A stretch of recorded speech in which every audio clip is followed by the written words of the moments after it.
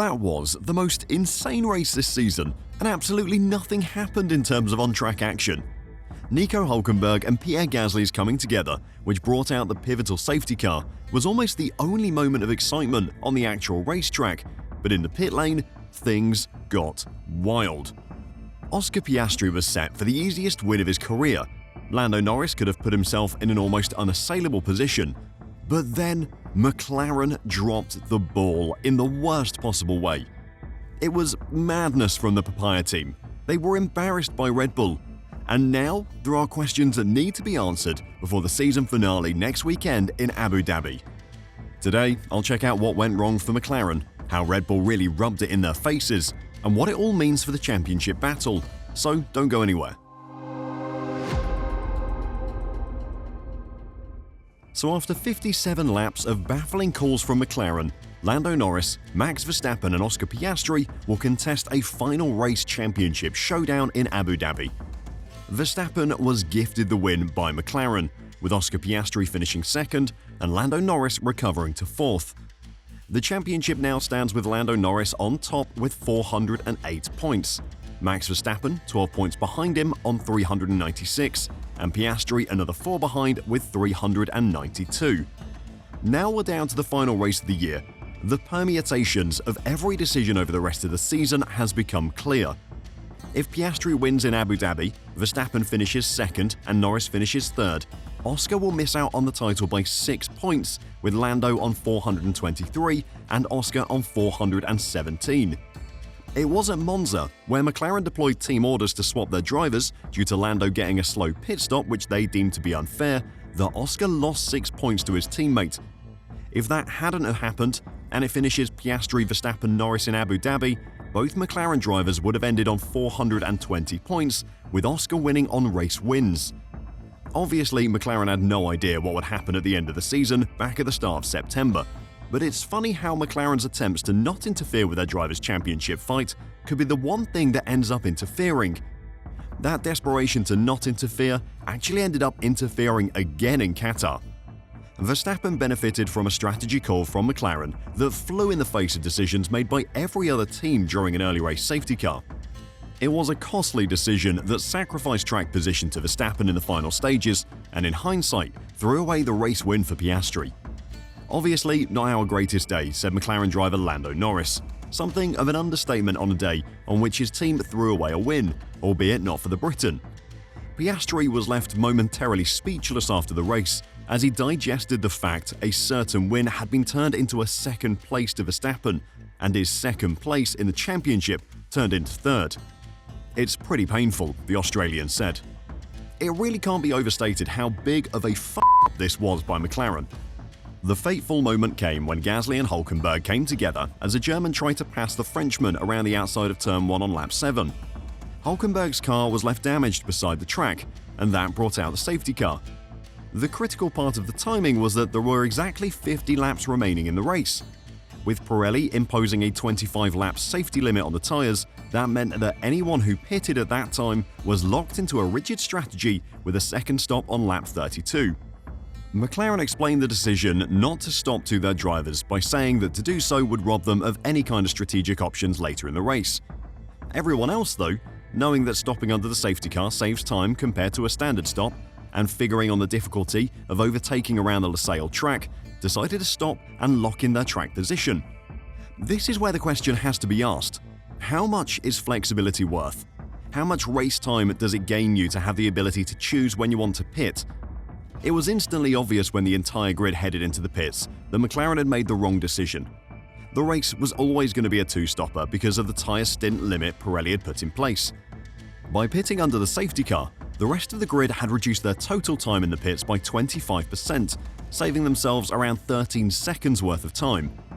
Is flexibility worth 13 seconds of race time?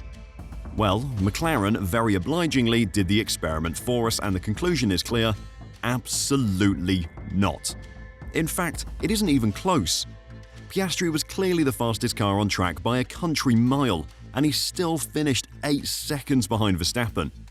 This is the sharp end of the season, the crescendo of an entire year's worth of work. What a time to make a mistake of this magnitude. And what's even more painful is that Red Bull took the chance to rub it in their faces. But before I talk about that, and why McLaren's insistence that they won't interfere in the championship probably caused this mistake, if you don't want to miss anything ahead of the last race of the season, then make sure to press the like button and subscribe to F1 Reverse. Thanks a lot. As Verstappen headed to the podium as the winning constructor, Red Bull were allowed to send up one person themselves.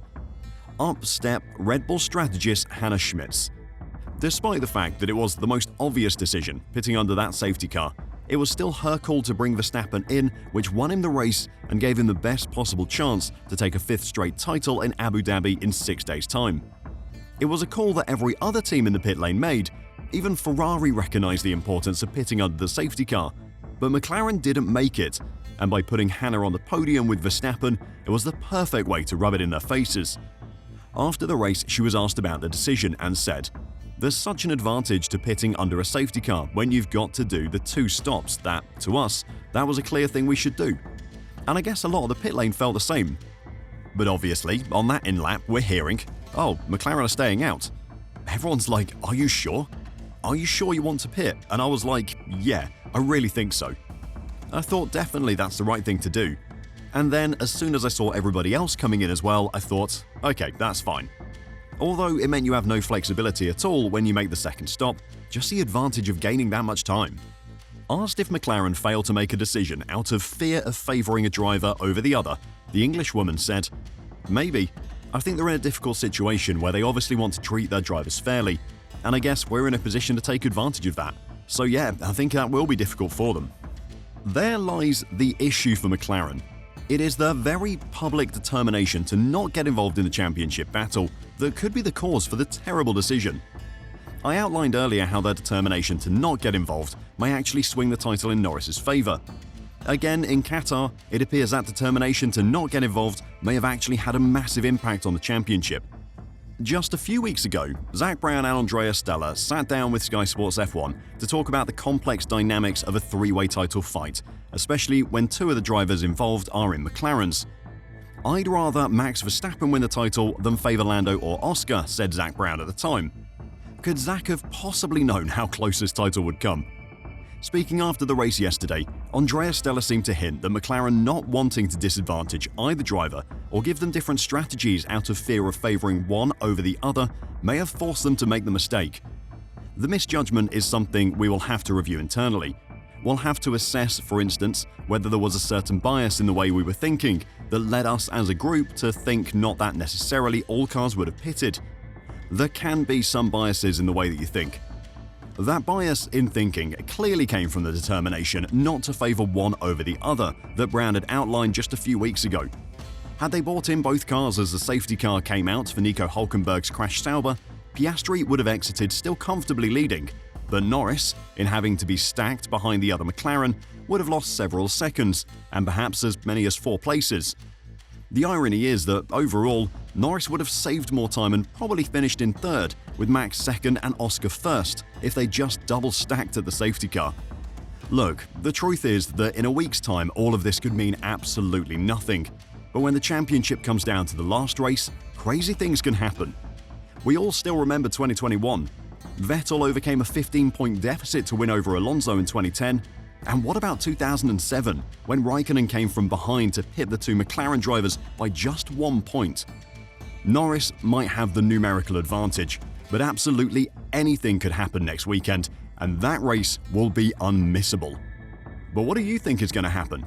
Let me know your predictions in the comments down below, and until next time, drive safe and bye for now.